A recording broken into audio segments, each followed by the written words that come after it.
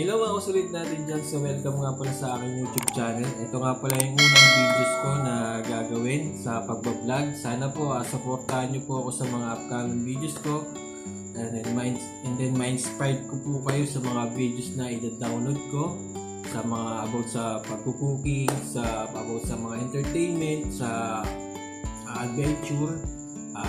Ito naman kasing channel ko kasi mga kasolid, random kasi to. Siyempre hindi naman tayo laging nakapokus sa pagbibusiness. Kailangan din natin ng adventure, relax, and then kailangan din natin ng happy, di ba mga kasolid? So ayan mga kasolid, so ituturo ko muna kayo sa aking small kitchen.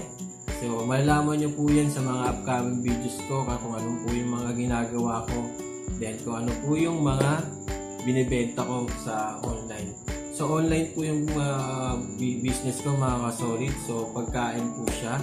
So mga upcoming videos ko mga kasolid, makikita nyo po yun mga luto ko, kung paano ko siya lutuin. So yung papakita ko po sa inyo yan mga kasolid. So for the meantime mga kasolid, ituturo ko muna kayo sa aking kitchen. So tara, simulan natin.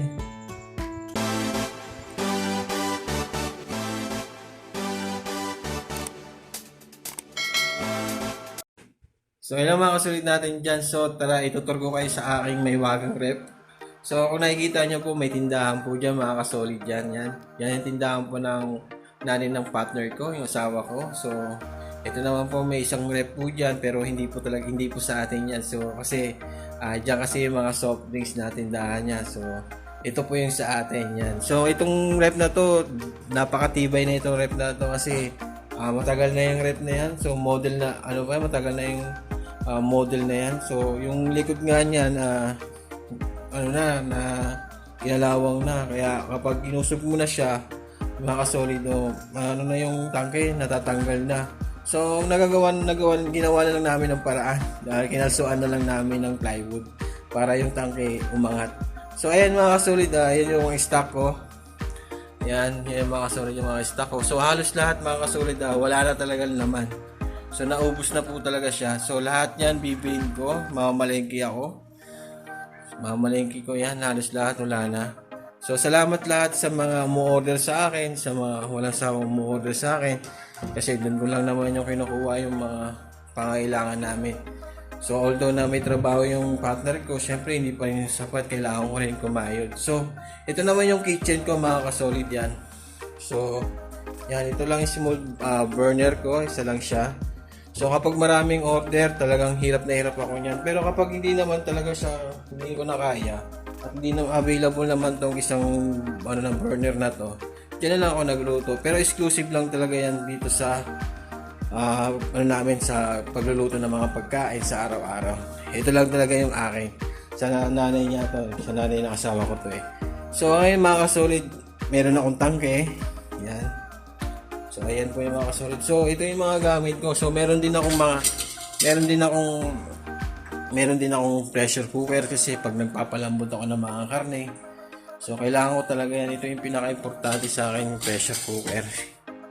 Siyempre pag nag-serve ko ng karne, tigas-tigas. So pangit naman yun. Baka hindi na bumili sa akin yun. So ito naman yung mga napundar kong mga gamit na mga kawali, yan. So, although na sama-sama na rin yung mga gamit namin sa lutuan. Yan. So, yan ang gamit ko. So, meron din akong mga So, pag nakapag-ipon-ipon na rin, madadagdagan ko rin yan sa mga pangailangan ko sa pagluluto. So, ayan mga kasolid. So, ay mga ko yan salaan. So marami yan, lahat yan mga kasolid. So lahat yan ginagamit ko talaga sa pagtitinda. So malalaman nyo yung mga kasolid kung ano yung mga tinitinda ko at kung paano ko siya lutuin.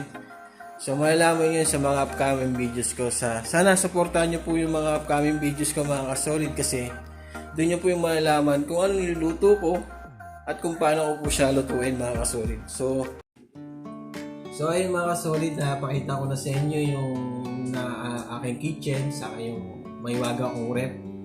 Although na maliit lang talaga yung rep ko, Pero nagagawa naman na ng paraan kasi wala pa tayong pang-budget. So, kahit yung ano niya, yung makina niya, pag inusog mo talaga, wala na talaga, laglag na. So, ginawa na lang talaga namin ng paraan. Yung stove ko naman, isa lang yan, pero mahirap din kapag marami ang orders. So, talagang nagamit ko yung isang stove namin na pang exclusive lang talaga sa pagluluto ng ulam namin sa araw-araw na pagkain. So, ayun mga kasolid, sana supportahan niyo ako sa mga upcoming videos ko. So malalaman niyo doon kung ano yung ginagawa ko. Siguro nagtataka kayo mga kasolid kung ilan yung nagluluto. So mga kasolid, ako lang po yung magluluto. So ako lang talaga yung nagluluto mga kasolid. So so hindi naman ako gaanong marunong magluto. Nanonood lang din ako. Tapos nag-develop ko sa sarili ko. Nilalagyan ko kung ano dapat. So hanggang doon marunong na rin ako kahit konting magluto. So ayun mga kasolid, so na-apply ko rin sa sarili ko sa mga konti na sa mga hindi pa masyadong marunong magluto. Sa nood lang tayo dyan mga tapos gawin natin ang paraan para kumita, di ba mga kasolid? So ayun mga kasolid, so mahirap lang din kasi kapag nagkasabay-sabay yung order talaga. So, itong video na to, gusto ko ma-inspire po kayo sa mga susunod kong videos. So, hanggang dito na lang tayo mga kasolid sa mga susunod na video. Sana abangan nyo po. So, maraming salamat po sa inyo sa konting oras na panonood nyo po. Hanggang dito na lang po. God bless po sa atin lahat. Thank you po.